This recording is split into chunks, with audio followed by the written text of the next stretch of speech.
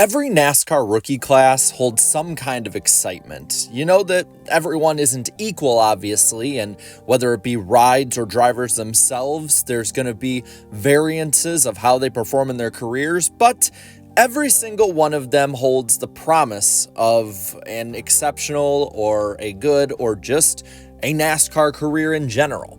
And today, after so much time has passed, we're going to look at the 2015 rookie class and see, after 10 years, what they have done. Going from bottom to top when it comes to the 2015 rookie standings, we'll go with Tanner Berryhill starting off. Berryhill was the only driver that was a rookie in 2015 to not qualify for a race in 2015. He DNQ'd at Atlanta, Vegas, and Phoenix consecutively before withdrawing from the race in Auto Club. He was scheduled to be in Premium's number 66 that ended up merging with Phil Parsons Racing and turning into the number 98 team. And outside of that, at the age of 24, he made 2 starts with the ill-fated Obaika in 2018. On the Xfinity side, for the most part, he was part-time, with 2014 being a nearly full season with Vision Racing, but ultimately not amounting to much. Nowadays, he's moved on from NASCAR and races more dirt than anything else, but has not been on the NASCAR scene since those starts with Obaika. Now, Alex Kennedy is a different story. He made spot starts here and there in 2013 and 2014, but you'll remember him most for being the guy that got run into by Paulie Haraka on pit road in 2013 at Sonoma. He ran 13 races in his rookie season in 2015 with Joe Falk in the number 33 car, and he ran okay enough, finishing, oddly enough, at Sonoma, a career high of 25th. And he ran 1 Cup race and 1 Xfinity race after that, but has more or less disappeared from the public eye. Last time any new stuff came from the driver was him responding to an August 2019 tweet asking if he was still alive. The response was 7 months later when he quoted saying, "LOL, yes, just far more obscure lately." Next up is Jeb Burton, part of the famous Burton family, nephew of Jeff and son of Ward. Running in the trucks in 2013 and 14, he did end up getting a win over Ty Dillon at Texas, ultimately finishing 5th in the point standings in 2013 behind the likes of Crafton, Dillon, James Buescher, and Johnny Sauter. He took a step back with ThorSport the next year, but was ultimately pretty good, all things considered. The jump to Cup would be the next year in 2015, his rookie year, driving for the ill-fated BK Racing, splitting time in the 23 and 26 cars. He DNQ'd 8 races and finished higher than 30th only twice, and it was definitely a bad showing, but with a bad team. And he's only started 6 Cup races since. He spent a few years part-time in Xfinity and trucks before getting a span of 11 races with JR Motorsports in 2020 that helped him go and have an actual full-time career in the Xfinity Series since 2021.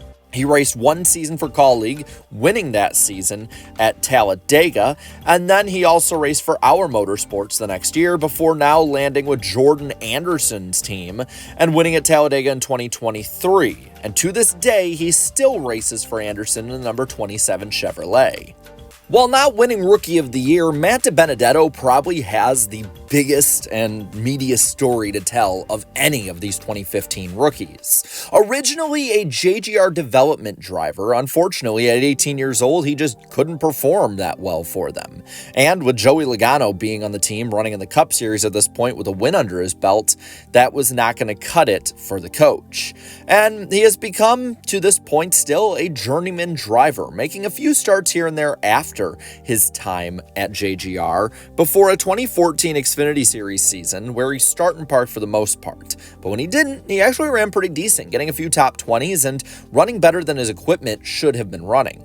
Now, when he went up to the Cup Series in 2015, he would also race for BK Racing in the number 83 Toyota.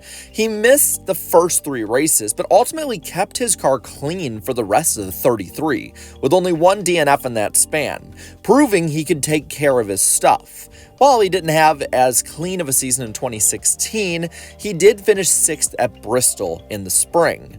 While not doing much more that season, it showed that he was able to step up in equipment that should not be running towards the front and actually compete for a top 5 and be one of the biggest storylines. And Ford, he earned a step up when it came to teams in 2017 running for GoFast. One of the newly formed charter teams, he would be able to be in every single Cup race. And over the 2 years he raced in the 32 car, he was able to get 3 top 10s and gave them a top 30 points finish, moving up to the 29th spot in points in 2018 before leaving for Levine Family Racing's number 95 Toyota. At the time, Levine Family Racing was sort of an offshoot of JGR. Think of 2311 with a less official relationship. And he ran relatively well in this car, getting a few top 5s and top 10s here and there through the season, finishing 22nd in the points, and having a breakout moment where he dueled Denny Hamlin in the Bristol night race that year, leading almost 100 laps and nearly beating Hamlin to victory lane. This would help propel him, with a word from Paul Menard, to the 21 car for the Wood brothers in 2020 and 2021. He would end up getting a playoff spot and a 13th place points finish with this team. But this is where problems ran in. After publicly disputing with Roger Penske, acting like he'd been lied to, being overtly and openly political at times in a definitely polarized environment, as well as having the fan perception of being a complainer and a whiner, his status both in the industry and media plummeted by the end of 2021. Formerly a fan favorite underdog, now the base was not having it, and he was booted and hasn't been to the Cup Series ever since. He ran trucks for 2022 and 2023 with Rackley War, winning once at Talladega in 2022 before unceremoniously leaving the team early before going to the Xfinity Series where he'd run for Sieg's team in 2024. With middling results, he was okay enough with the car, but now in 2025, he'll be running the number 99 newly formed Viking Motorsports Chevrolet, hoping to continue his climb back up the ranks. The 2015 Rookie of the Year, though, would end up being Brett Moffitt, and he was part of the Toyota development program early on, getting his chance not through really competing in the Xfinity Series or anything, but being a test driver for Michael Waltrip Racing through the 2014 season and getting his shot in 2015. See, early in the season, he'd have to run the number 55 MWR Toyota in place for Brian Vickers, who was recovering from a heart surgery. And in his first race with the team, he finished 8th position at Atlanta, running decently enough with the dying team before finishing off the season with the number 34 for Front Row. This led to him more or less, though, being a journeyman driver, as Front Row was moving on and Michael Waltrip Racing was closing shop. And he found a good enough place in 2018 at Hattori. When I say good enough, I mean he won 6 races that season before winning 4 the next year with a Championship 4 appearance with Maury Gallagher, as well as getting a win the next year in the pandemic season. In the Xfinity Series, from 2020 to 2022, he raced nearly every single race with Our Motorsports, before jumping over to AM Racing in 2023 and running decent enough with the top 5 and 9 top 10s with the new team. But he would ultimately be replaced with Ford's driver Hailie Deegan, and since has run 5 NASCAR races, 1 in Xfinity, 4 in trucks, with a top 5 at Kansas in 2024.